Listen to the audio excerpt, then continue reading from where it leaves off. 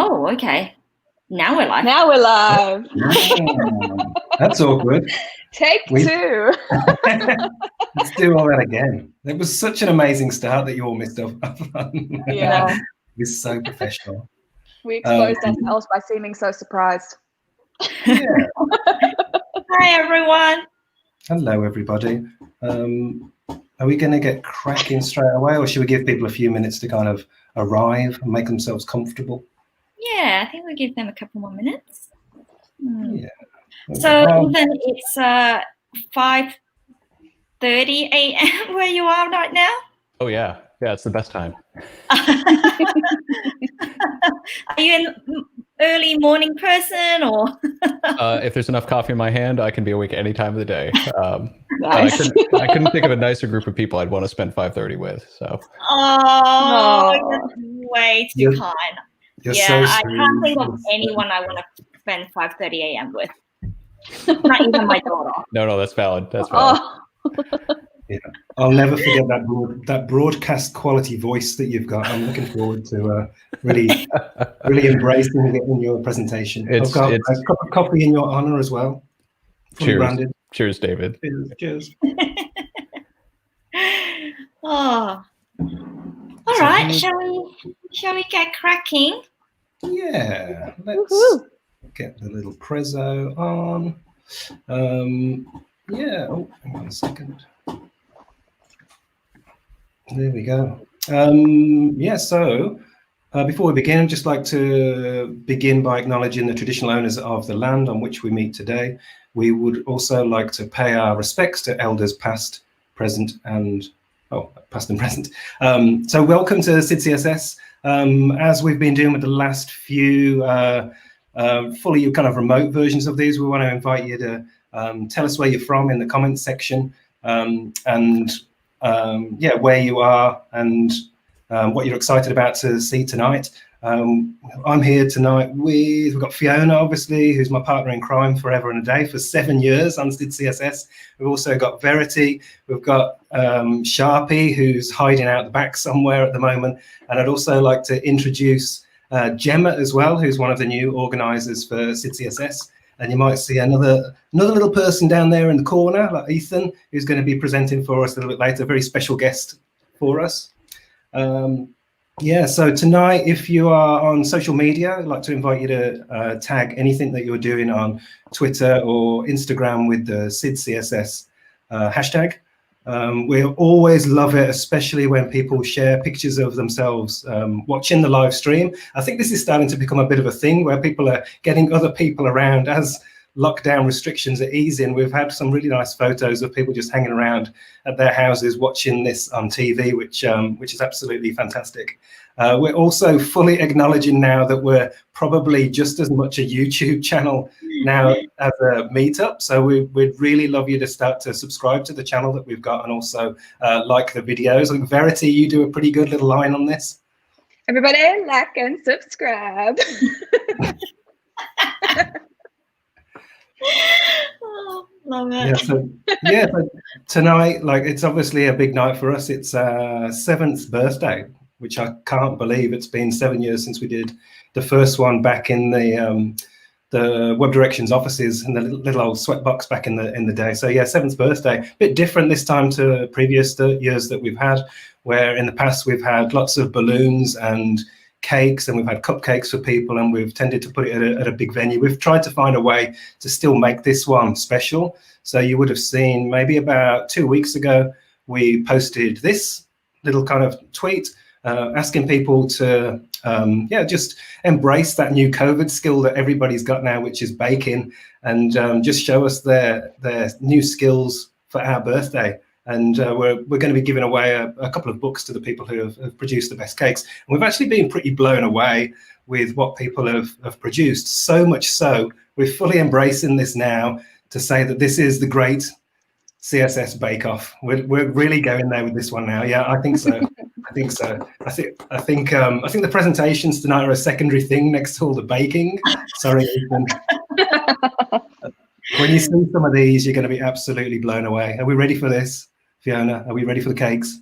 Yes, let's do it. Yeah, I know that a lot of you have already seen some of these, but there might be a few surprises in here as well. So first up, we're going to have a little look at what Kat put together. This is obviously our robot Max in cake form with some absolutely, I'm gonna say it right.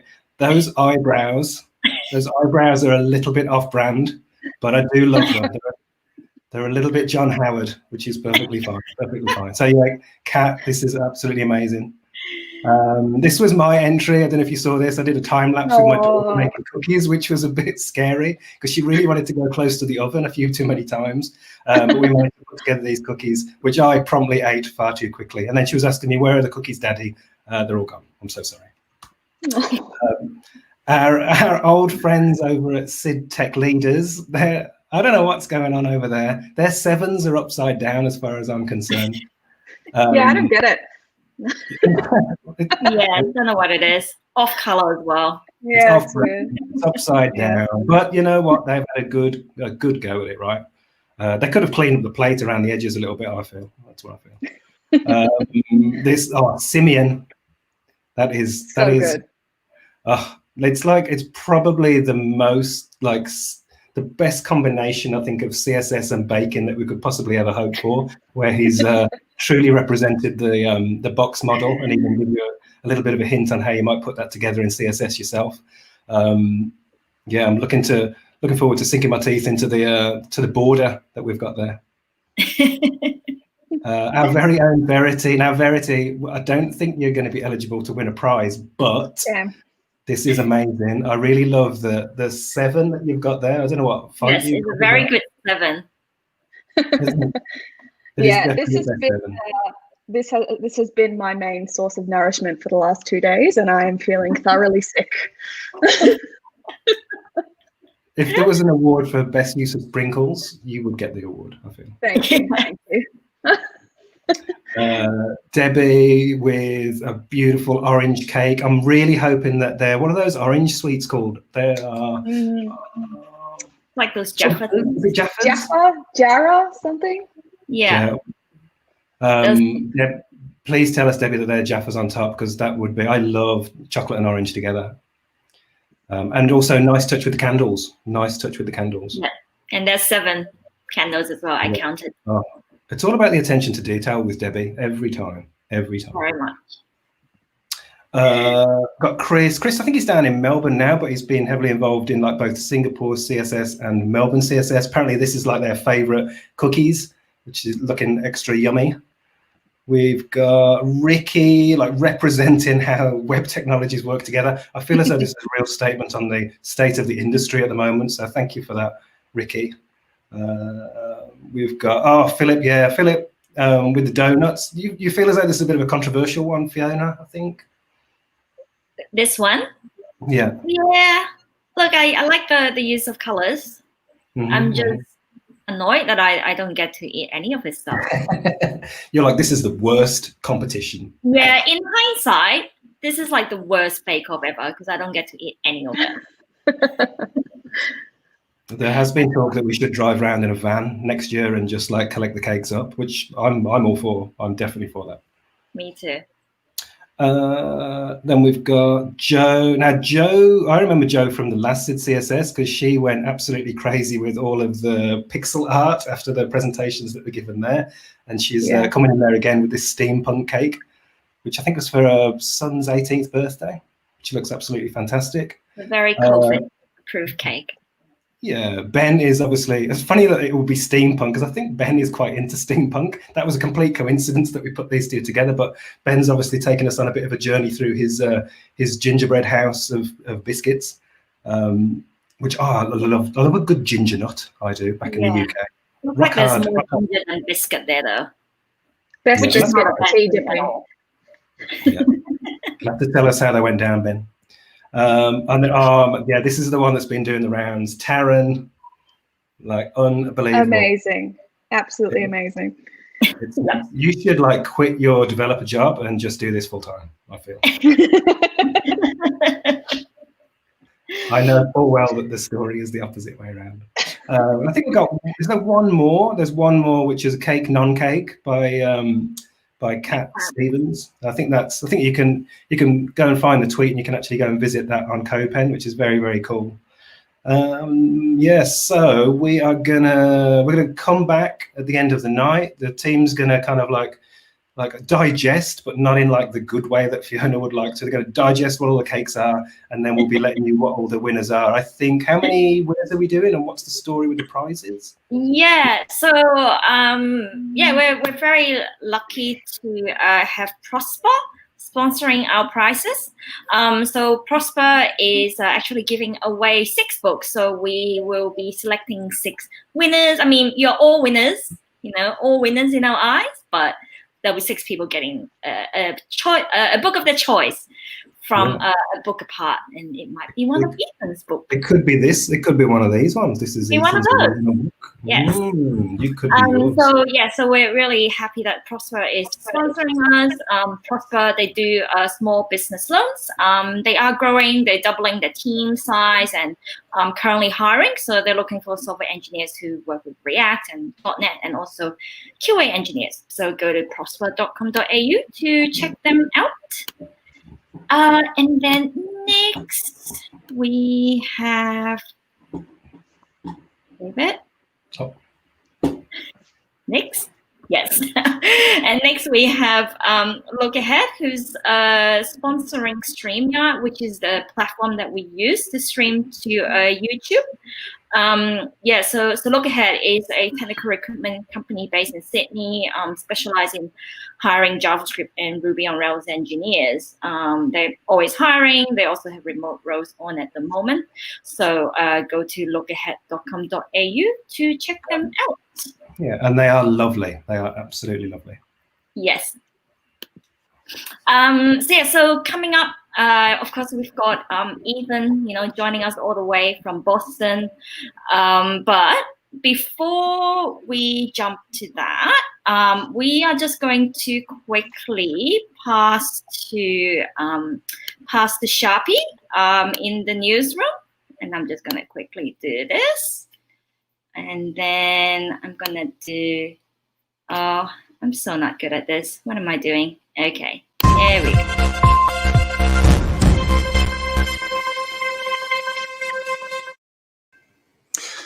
Good evening. After initial slow progress, which took some time to get things back on track, a new bridge which spans the head of the Semantic River and links the H1 to H6 highways has put the area back on the map.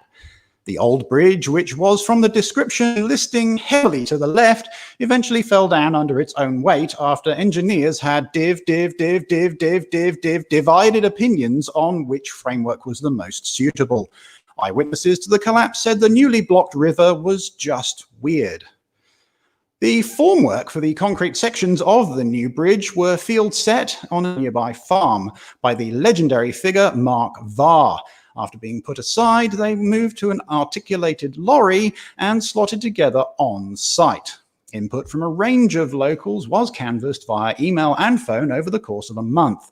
A number of locals have also passed words on by submitting text files, although some doc types were not admissible. The body involved in building the new bridge addressed the output, and it was passed on to a select committee. This committee also reviewed a summary of design options that were tabled, but was disbanded after a row broke out over details of cell tower placements, the main objection being low data and audio signal strength. At the opening ceremony, a marquee was put up for passers-by, and parking meter slots were hidden for the day. Unfortunately, the entrance to the marquee was quite small, and many people didn't find it. I met a local resident, Mrs. KBD, who said, "Blink and you miss it." She added that the new bridge had increased local accessibility and that she intended to visit the area more often, saying, "That's just how I roll." Now back to your normal programming, Fiona. Thank you, Sharpie. Oh my gosh. Oh, I need to collect myself. That's just so funny. Okay, now we're going to get into why we're all come together here.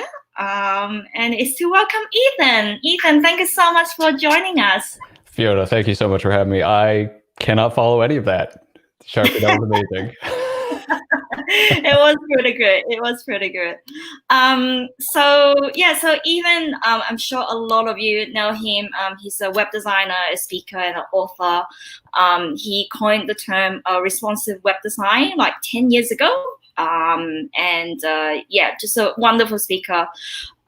He's spoken at one of our early meetups back in 2014 when he came over for Web Directions Respond, I think. Yeah. And he's joined us all the way from Boston at like super early in the morning.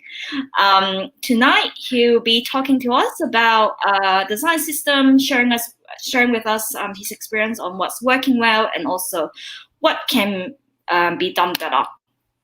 So if you have any questions for Ethan, just put them in the comments, and we'll pick some to ask him at the end of his talk. So Ethan, we're just going to add your slides. Okay. Yep. Great. Cool. All right, and yeah, if you can all please put your hands together or add your applause emojis for Ethan in the comments. Nice. Oh. Okay. Oh. Oh. I did not do that very well. I'm sorry. It's not me presenting. Don't worry, everyone. Awesome. Thank you, Fiona. And thank you all for having me. There are a very short list of people that I would show up at 5:30 in the morning for, and SydCSS is right at the top of the list. It is really wonderful to virtually see you all again. So my name's Ethan Marcotte, and this is a talk that's going to kind of summarize some of the things that I've been thinking about and seeing around design systems in the last couple of years. But before I dive into that, I think we have to just sort of clear the air and really start with a couple important things, which is first and foremost, yeah, happy birthday, SydCSS. This is one of the finest communities in the industry. I've been lucky enough to speak with you in person a few years ago. In fact, I still have the little koala that came in my gift bag when I spoke at the Web Directions offices back in 2014, 2015. And I wish I could be there with you to celebrate in person. But since I can't share that amazing cake with you, I think we're just going to have to sort of party remotely for a little bit. So with that said, hi everyone, my name is Ethan and I love design systems. This is the silliest slide I have ever put in Keynote. I apologize up front for that, but you know, as hallmarky as this is, it really is true. I mean, design systems have been a massive impact and kind of reshaped the way that my design practice has worked in the last few years. You know, even more recently, I've actually formed a consultancy looking at large systems at scale in organizations. And I've been working alongside Karen McGrain and Jeff Eaton, and we've been helping organizations actually manage some of these systems, both content management systems and design systems specifically, and thinking about the way that they reshape their work across their organizations. But the reasons I'm so excited about design systems specifically is that as a designer, I mean, it's been a massive shift in thinking about my work because I'm no longer thinking about designing pages, but rather starting with patterns. That we design these patterns, which are effectively little responsive layouts themselves, and then my practice from there on out basically focuses on understanding how they need to change and adapt across different breakpoints. And as a designer, I mean, I really do love that my work has begun by focusing on the smallest parts of my design and then kind of spiraling up from there. Because I've found time and time again that there's some incredible delight to be found in those details. So yeah, I mean, I really am standing up in front of you at 5:30 in the morning in Boston because I do love design systems. But with that said, in my practice over the last few years, I have been hearing more and more, I guess you'd call it, design systems fatigue out there among the clients and companies that I've worked with. And I think that discussion has actually been sort of happening more in public in recent months. Sparkbox, which is an agency here in the United States, over the last few years, they've been doing an annual survey around the state of design systems in the industry. And what I thought was interesting about their 2020 survey results is that I saw some signals in there suggesting that creating a design system is no longer seen as the biggest challenge facing survey respondents, but rather they're seeing their biggest challenges actually coming from having launched the thing to attempting to maintain and scale these systems over time and across their organizations. And there's a whole trove of fantastic data in the survey. I totally recommend checking it out. But a couple things that I thought were especially interesting were that 42%, nearly half of in-house respondents felt the way that their design system was originally built was actually creating debt for the organization's technical or design departments. Now, of those respondents, 40% said that their design system suffered from a lack of planning at the outset. And what's more, 34% said they actually hadn't properly understood the magnitude of a design system when they undertook that initiative. And this kind of mirrors a lot of what I've been hearing from the folks that I've been working with in the last few years, which is that many organizations and companies are actually feeling that a design system hasn't really improved their work, but it certainly has changed it. And what's more, now that they're actually maintaining these systems over time, they're actually uncovering new costs of maintaining a design system, especially when it's happening at scale. Let me give you one example that I hope and think might be familiar to some of you if you've ever worked with a design system in a company. So let's say you have a design system and things are humming along nicely. You've actually built this wonderful pattern library, this beautiful, organized, accessible trove of reusable patterns, and then it's actually deployed across your company. So different product teams, different lines of business, they're all syndicating information from that pattern library to embed and incorporate into their products. And things are working well. Now, since this is a pattern library at the heart of your design system is composed of many individual design patterns. So let's take a look at one of those patterns. Let's call it, I don't know, the widget. I'm really good at naming things at 5:30 in the morning, if you can't tell. But this widget, it's a very well built and designed pattern. It was incredibly well researched. And so since all these teams are working with your design system, they're also working with your widget pattern as well. And things are working very well for most of them. But then something really interesting happens. One of those product teams uncovers a new need that wasn't anticipated by your design system. And so what happens is, maybe they were talking to their audience, or maybe their roadmap changed. And as a result, that widget pattern is no longer quite meeting the needs of the interfaces that they need to build. So what ends up happening more often than not is that team will actually modify the widget pattern. They'll change it in some way. They'll deviate it, they'll fork it from the sort of like overlying standard that's established in your design system. So what this basically means is your design system no longer has just one widget pattern, but now it has two, one sitting within the system and one without. And that's a really interesting challenge for a systems team to consider. Now, I mention this because I've seen this pattern, pun intended, manifest on literally every systems project I've ever worked on.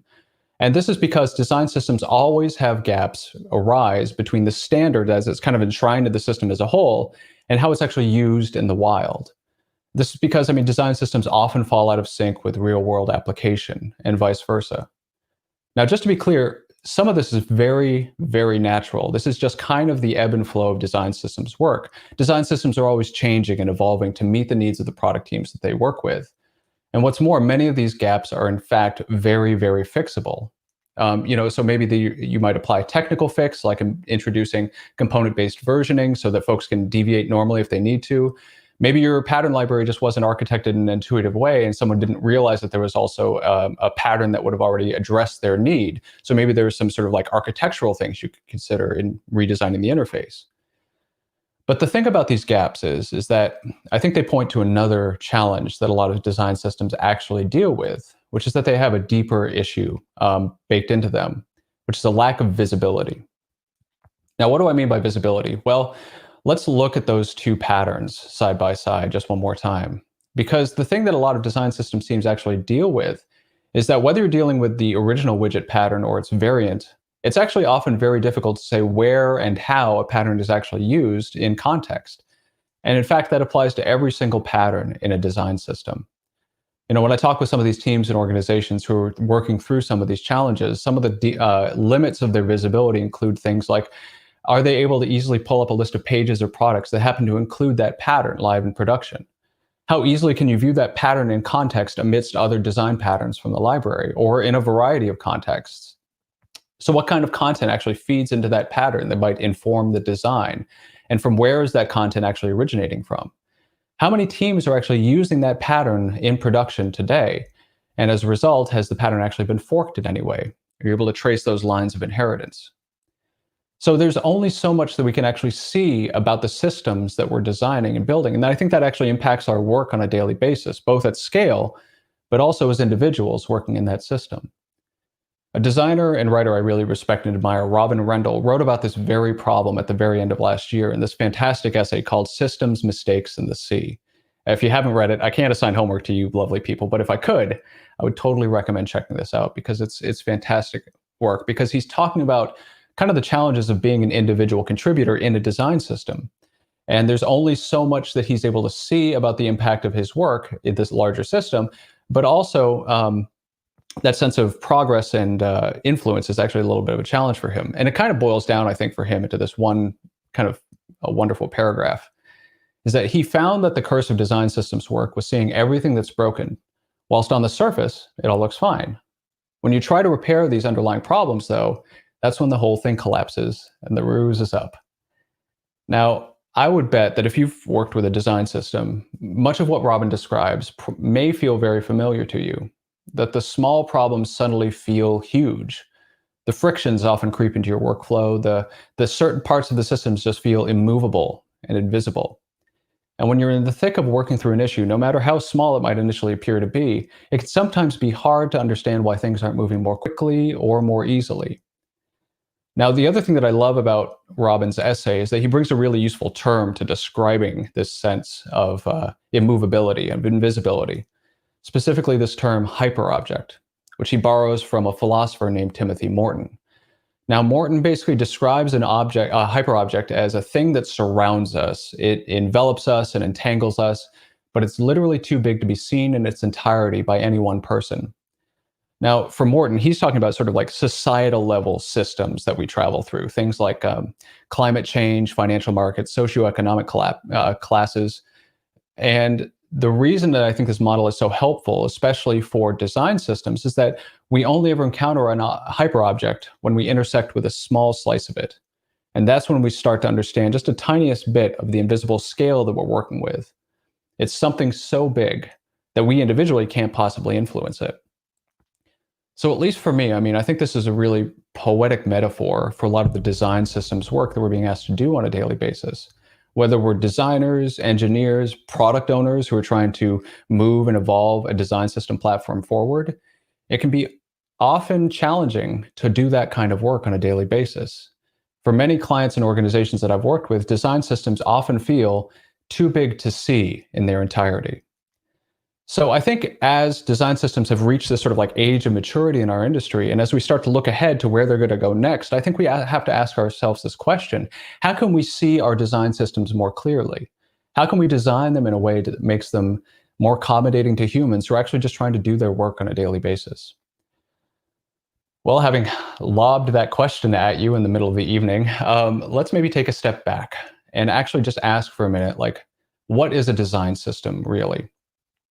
Well, at least for me, when I talk with clients or stakeholders and ask them to define a design system, one of the responses I tend to get are websites that look kind of like this.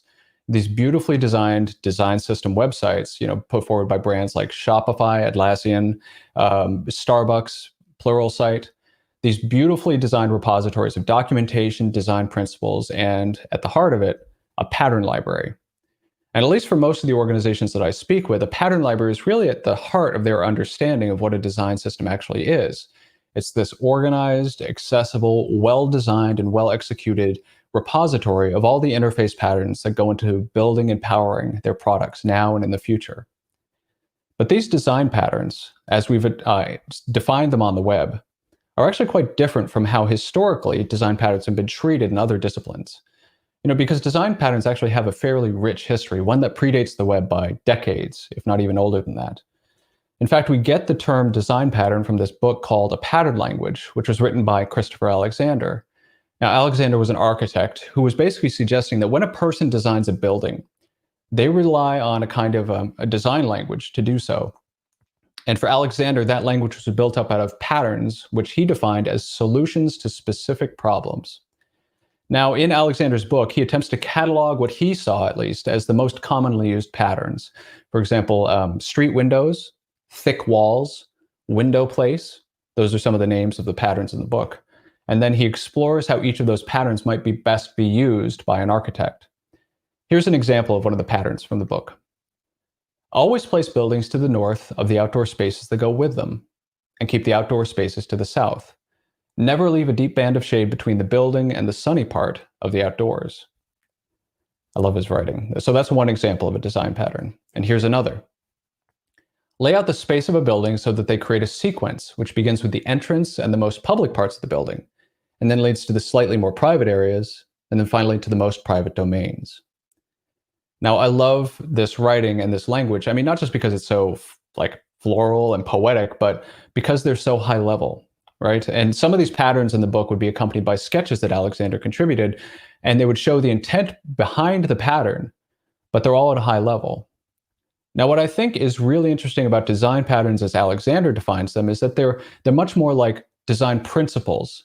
They're not specifications.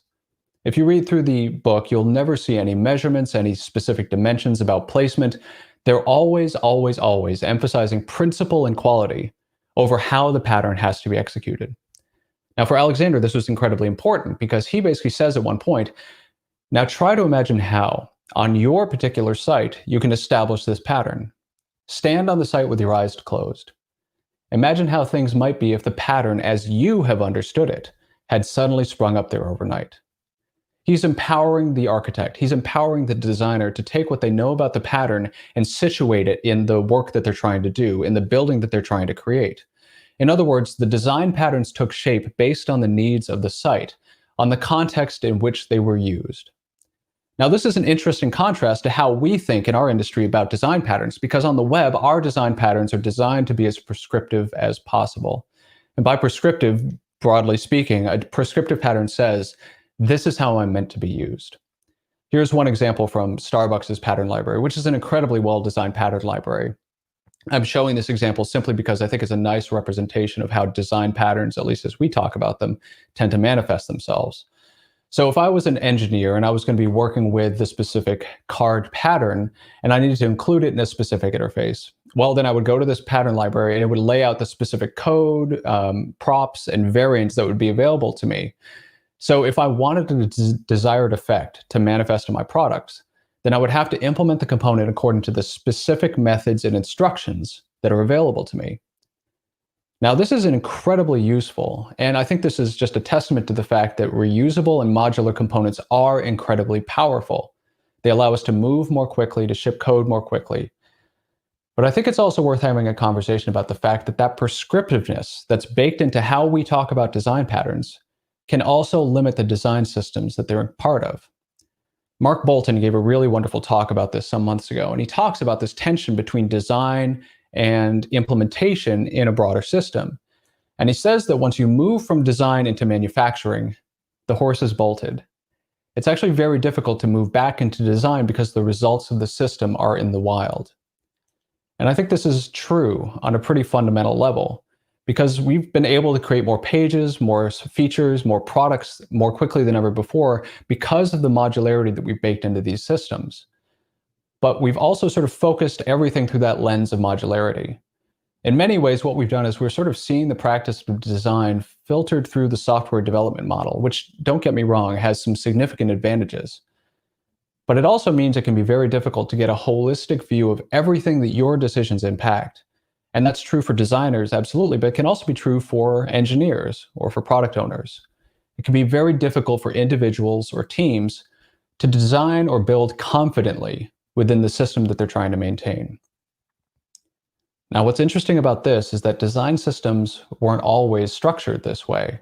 Design systems themselves are also a fairly old idea.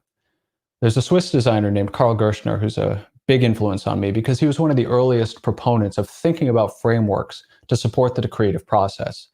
And one of his examples taken from his book on designing programs was basically a system that he used for coming up with variations of logos or word marks. So he could kind of design variations very quickly for a client.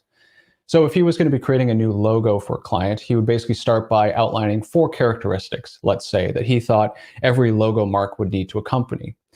And then each of those characteristics would be broken into subcategories, with each of those subcategories containing possible outcomes. So for example, typeface would be broken into sans serif, Roman, German, or some combination of them.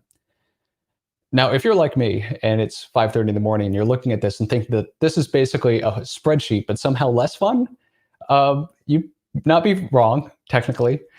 But the thing about this framework is that it was an incredible boon, a tool for Gerstner to use when he actually turned to the creative aspects of his work.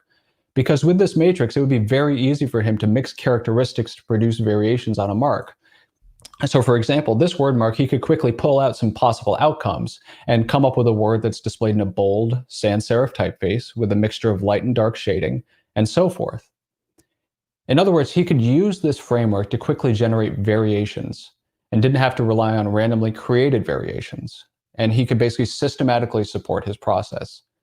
In other words, what he's done here is he's designed a framework to support future designs. It's a system to shape creativity, to inspire it. And this was, by and large, I think for Gerstner and many of his peers, an opportunity that they saw design systems as encouraging creativity, of exploration with useful constraint. Sort of one of the seminal examples of this notion of generative design systems is Odell Eicher's design system for the 1972 Munich Olympics. And it's stunning work. I mean, you have this wonderful system that's spread out across different media, different sizes of canvases, and they all just feel so evocative and also so different, but also of a part. And this is because of the system that Odell Eicher actually designed to support this work. And it's a system that he's described as a strictly designed grammar. And it's a system that allows for free and playful application. So comparable to ball games or chess, where fixed elements and an agreed set of rules allow playful freedom. And I love that line myself. Because that idea of fixed elements and an agreed set of rules to support free and playful application is something that I feel is maybe missing in how we think about design systems for the web. There's a much more recent application of this that's actually been used on the web in a limited way. The Whitney Museum here in the United States rebranded a few years ago, and they came up with this logo mark that they called the responsive W. Apparently no relation to responsive web design. My lawyers are looking into it. But it's an incredibly dynamic mark, and it has just a wild number of variations that almost seem randomly created. But there's actually a framework defining them. Because this logo has to do a lot. It has to incorporate artwork from different exhibits at the museum, and it can be experienced in digital contexts or in physical ones throughout the real world. Now, if you looked at all these logo variations, you'd be forgiven for thinking that there's some sort of computer that's dedicated to churning out all these different versions of the logo. But in fact, there's a very simple process for creating your own responsive W. So let's say, for example, that you have a canvas that you know the size and shape of, and that could be physical or could be digital. And you know you have certain pieces of artwork that you have to incorporate into that design. So given that, once you actually understand the amount of space that's left available to you, you take that remaining space and divide it up into 4 equal segments. And then you draw a line from the top of the first line to the bottom of the second, to the top of the third, and so on, until you've completed your responsive W. This is a very, very light framework that spins out countless possibilities for the Whitney and for applications of its logo. And so it's instances like this and like the Munich Olympics framework that Odell Eicher designed that I can't help but ask myself and my clients, when was the last time your design system allowed you to play, to explore? Coming back to that line of Eicher's of free and playful application, can our systems actually support that? And so I'm left to asking myself, can we actually make our design systems less prescriptive and at the same time make them more sustainable at scale over time? Again, this Odell Eicher quote for a moment, this idea of a system that allows for free and playful application by incorporating fixed elements and an agreed set of rules. This is a marked difference for how we actually think about design patterns and systems as being as prescriptive as possible by default. There's a little bit of flexibility there in thinking about how our systems are constructed. What I think is actually interesting is that many brands are actually starting to move away from that prescriptive model and designing less prescriptive systems that allow much more flexibility for those working within them. eBay's Mind Patterns, I think, is one of the earliest examples that I saw. And eBay is a massive organization with many, many different teams spread out across many different design teams and technical stacks. So I think from an organizational standpoint, they can't really start from a prescriptive standpoint. But when you look at their individual design patterns, what I think is so refreshing and interesting is because they can't dictate, let's say, specific front-end frameworks, they're actually looking at some best practices that have to be incorporated. If you're going to be implementing a modal pattern, here are some things that are going to ensure that it meets up to our accessibility standards as defined by our brand. A more recent and really compelling example of this would actually be Spotify. Now, they actually moved away from a much more centrally controlled, prescriptive model of their design system because their product teams required a high degree of autonomy. They needed to move more independently and more quickly than the centralized model was going to allow them to. So instead of having that central system, what they ended up coming up with was a very lightweight, less prescriptive set of core foundational styles and guidelines and principles that were centrally controlled, that could then be deployed to different contexts, whether it's web or mobile, and then to different teams that would be working within those respective contexts. So what this means is that individual teams have a high degree of autonomy and can quickly come up with their own systems, but every single one of those systems is all still lightly constrained and informed by those foundational styles that are set forth at a higher level. Now, I want to be very clear, this idea of prescriptive systems versus descriptive patterns, I mean, this isn't an either-or scenario. You can easily design a system that supports both a more controlled and prescriptive mindset versus introducing some flexibility on an as-needed basis. That's why it's incumbent upon us as designers, as engineers, as the folks who are actually defining these systems on a daily basis to know which direction is right for the system that we're working with. Sometimes a more prescriptive approach will be perfectly accessible, but sometimes we need to think a little bit more broadly. On that note, there's when I'm trying to answer this question for myself and for my clients, I think often of Ursula Franklin, who is one of my heroes. She, if you're not familiar with her work, I would totally recommend changing that because she was remarkable. She was a metallurgist, a physicist, a university professor, a writer, a feminist, and frankly speaking, just generally one of the most inspiring, most accomplished people I know of. And on top of everything else she did in this massive career that she had, she was the author of one of my very favorite books called The Real World of Technology. It's one of the books that I really wish I'd read at the very beginning of my career because it's a remarkable look at technology, not as an abstract concept, but as a social force, one that can shape and reshape the way people work and the way that they live their lives. Now, Franklin, when she's talking about technological systems, especially in the workplace, she said something interesting at one point, in which she said that she prefers to think not in terms of systems, but as a web of interactions. This allows me to see how stresses or changes on one thread affect all the others.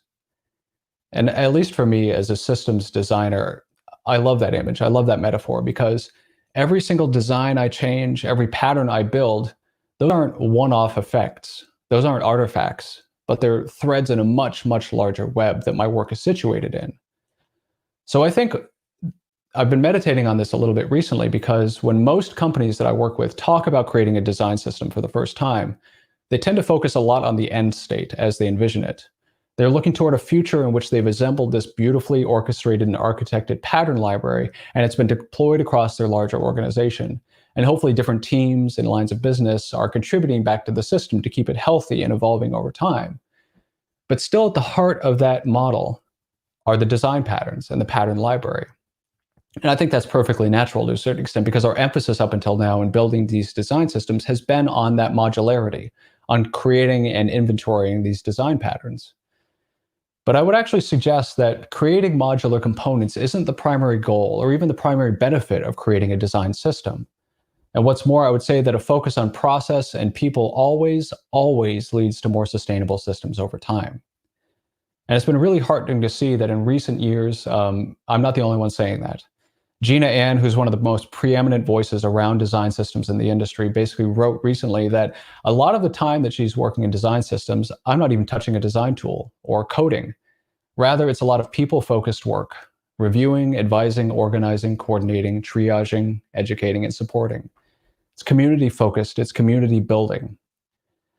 One of my favorite texts around design systems was a book by the same title by Alla Kolmatova, and she basically put forward this fantastic definition of design systems that is the one that I operate with today. That for her, a design system is a set of interconnected patterns and shared practices, coherently organized to serve the purpose of a digital product. And I think this is so important because for Alla, she's reminding us that as important as those interconnected patterns are, those design patterns and components, that in and of itself is not a design system. It's also those shared practices, how a team or organization actually works with those patterns on a daily basis. And it's the combination of those two things that makes a design pattern. In other words, a design system shows how we collectively work together with a set of design patterns. So in other words, if you're starting a design systems initiative or revisiting an old one, I think it's actually useful to take your patterns out of the equation just very briefly and look at the way in which your organization works with any kind of digital asset currently today, and build a domain map of your organization's workflow, looking at different lines of business or different product teams, how they're going to inherit your decisions, and also how these different parts of your organizations will be working together.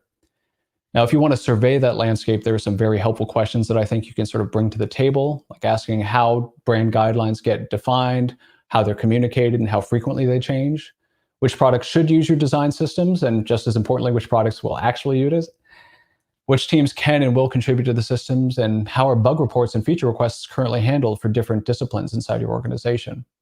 Now, a lot of these are really foundational and basic questions, but they give a good sense of the ebb and flow of the digital work that currently happens among your teams and coworkers. So that's why I think it's important, if we're going to be building design systems to support us now and in the future, we have to start by understanding how our organizations work now. And it's then and only then that we can design systems that support the work that we want to do. So yeah, my name is Ethan Marcotte, and I do love design systems. And at least for me, I can't wait to see where they go next. And I'd like to thank you all, SydCSS, for your time.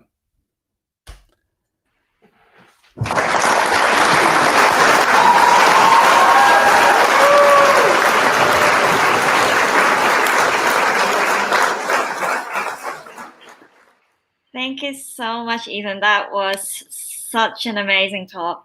Love the focus around, people, and Dom was just saying in the comments that his head is starting to hurt from nodding to all those points. So we caught the neck injury there. Thank you so much. That's really nice to hear.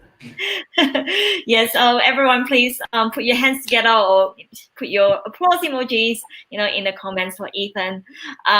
So we do have a couple of questions.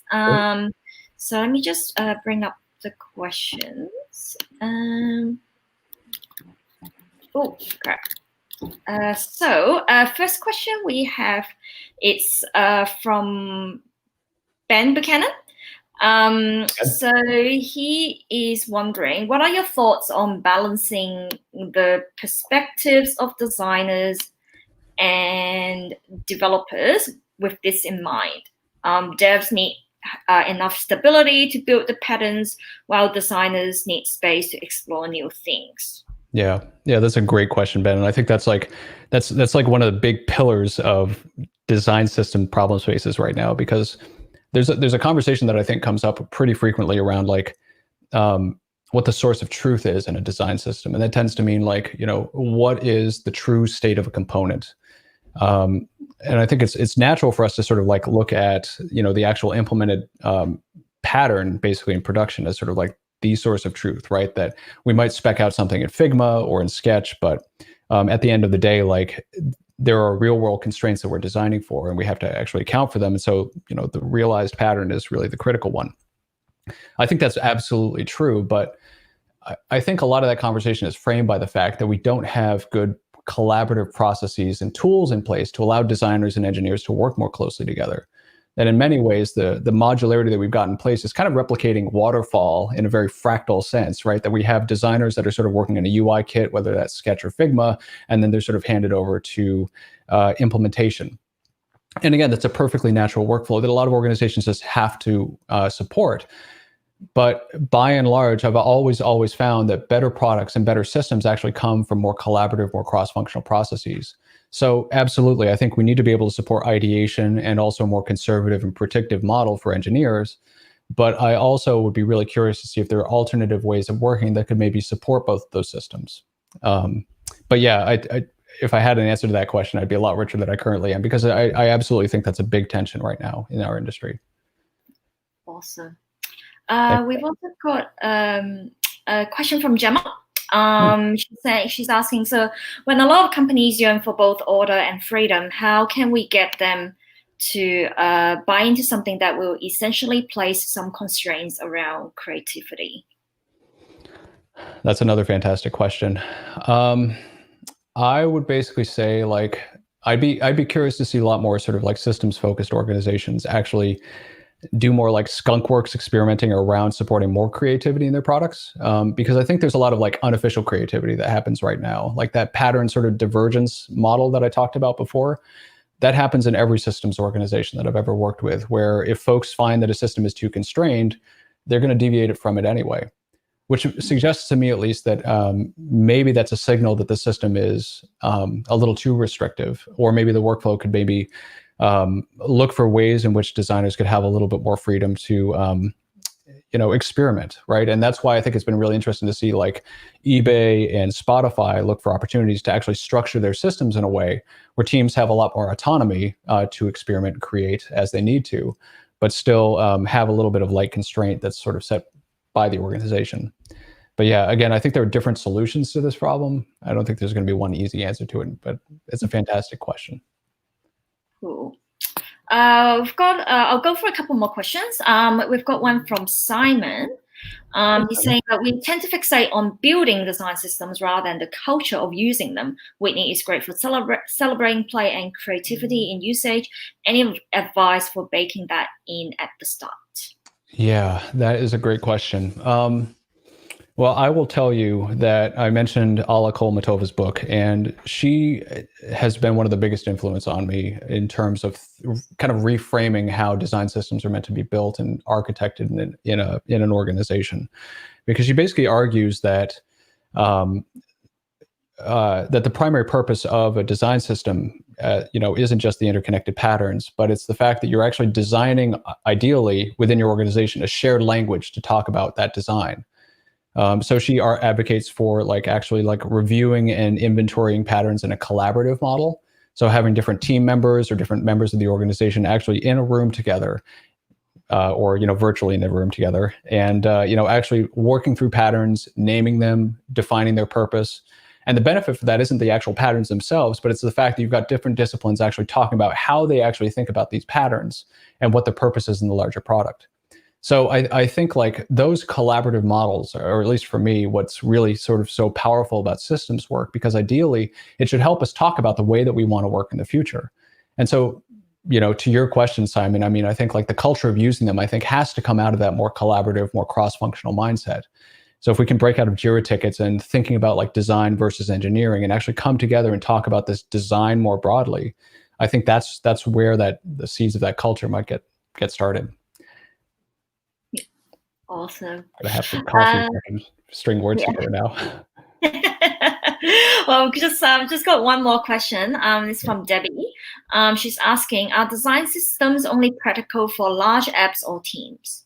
That's a fantastic question, Debbie. The history of design systems in the web, actually, they started with much smaller initiatives, right? That they folks at Clear Left, for example, an agency in the UK, I mean, they were kind of I think at the vanguard of sort of putting out pattern libraries to sort of help standardize the way that they built their products for clients.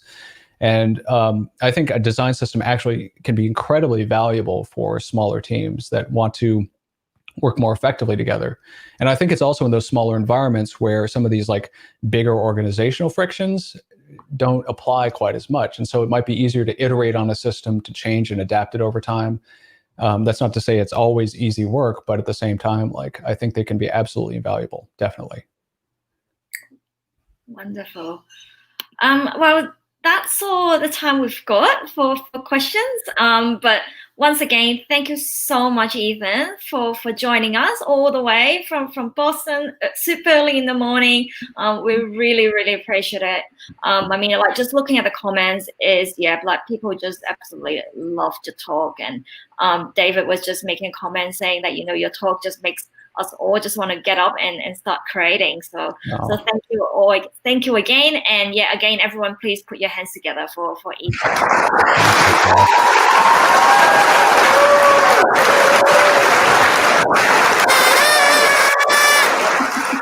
I got to get a copy of that for my phone. Thank you, Ethan. Oh, wow. That was awesome. That was such a good talk. Oh my God, I'm more just looking at Ethan's slides, and it's that's a really nice font, typeface and all the, animations are so smooth.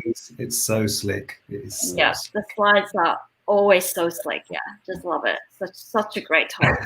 So which brings us back to our slides. I know.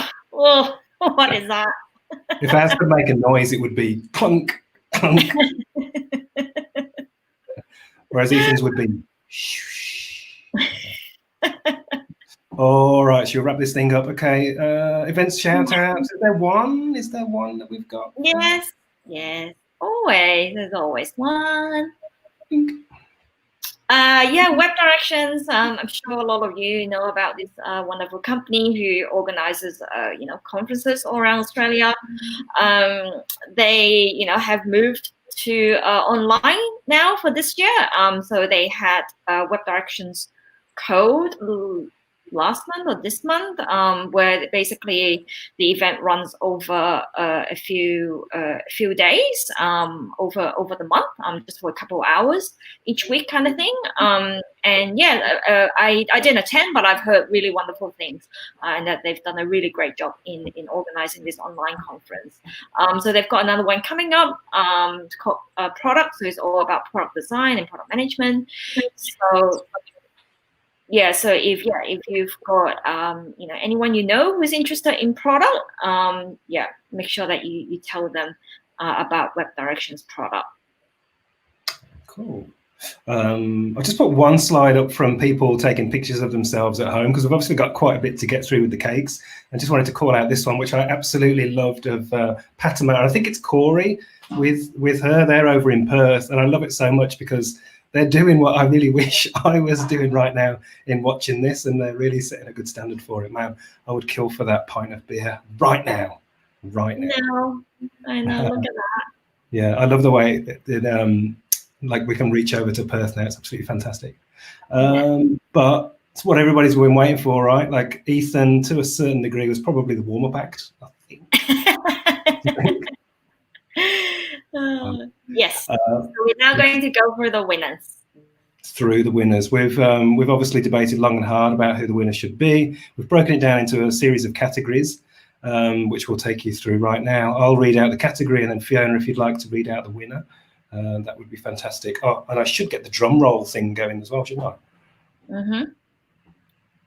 Okay, so we've got a few special mentions to begin with. People who sadly don't get too excited because your name's going to get called out, but you haven't won a book. I'm very, very sorry for various reasons, but we wanted to call out this one first. From Kat. Yes, we love that. It's a robot. It does have the John Howard eyebrows, which I'm not too sure about, but really nice use of sprinkles. So we really like it. And yeah, you've definitely nailed it, Kat. Yeah. It's John Howard if he was going to a party, I think. And then Verity, you can't win. You can't win. Unfortunately, Verity cannot win because she's on the organizing team. But it is a really nice looking cake. I love the, very elaborate usage of sprinkles and icing. Approved. So yeah. Yes. I hear it's 56% icing from what I heard as well. Yes. Yes. All right then. So the first award for the best baked good that fits in your hand, it is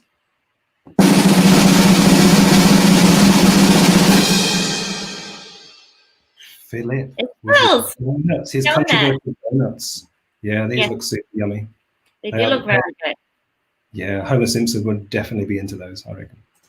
Yes. Oh, sorry, I clicked us a bit too quickly there. So the geekiest entry is, who's going to win the geekiest, Fiona? Yes, and that's Simians.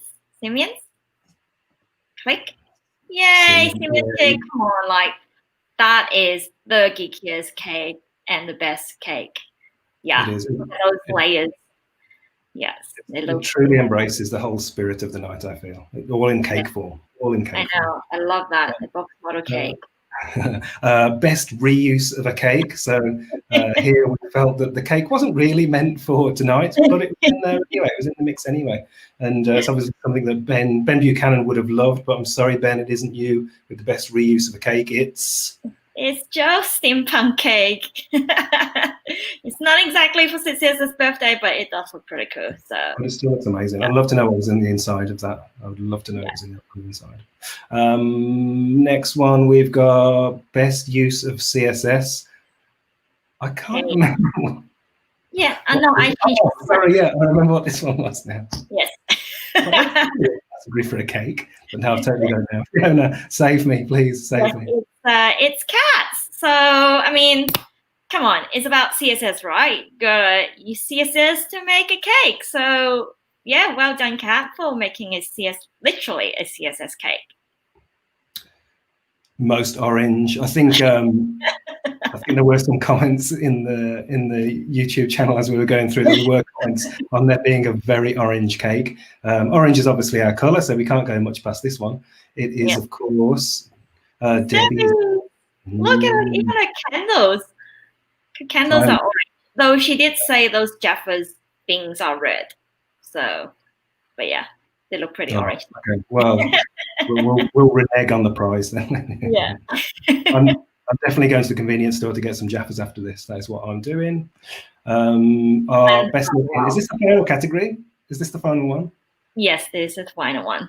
I mean, I think we're on the route. I don't think there's any surprises.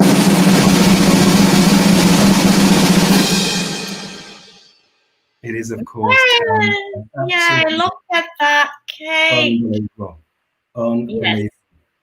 I really hope that it tastes as good as it looks. It's absolutely amazing. I hear that it took her about 4 days to make this thing as well. Yes. Taryn was putting up some Instagram stories on her Instagram, just going through the days of her making the cake. And when I saw it on day 2, I asked her, day 2 of making the cake? She's like, yeah, it can take about 4 days. I was like, oh my goodness, that is commitment. So thank you so much, Taryn, for making such a beautiful cake. And I bet it tastes delicious. And I really wish I can taste it. And yeah, now I'm really sad that I can't. She just said it tastes amazing. Yes, I know. So yes, thank you so much to everyone for your wonderful entries. We'll get in touch with all the winners and ask you, which book you would like from A Book Apart and send it to you. So that's it. That's the end of the event. It kind of just all flew past. Yeah, it's been 7 wonderful years, and I think that we certainly did not expect to have so many people participating in our virtual bake-off. I was expecting maybe 1 cake, and that would be Terrence, but we've got way more than 1. So incredibly grateful to everyone for being part of our community, tuning in and continuing to support us, during this time and tuning in online. And the switch to the new format as well, like the community's been so positive and supportive of us continuing like this, which has just egged us on even more to do it like this and become the YouTube channel version of what we've got going on, which is like all thanks to you. Yeah, thank you, everyone. So our next event is going to be in December sometime. We haven't quite figured out exactly when, but it should be the first Thursday of December. So we'll put something up on the events page closer today. And until then, have a wonderful long weekend if you're in Australia. And yeah, we'll look forward to seeing you next time. Bye. Thanks, everyone. Bye. Thank you, Ethan.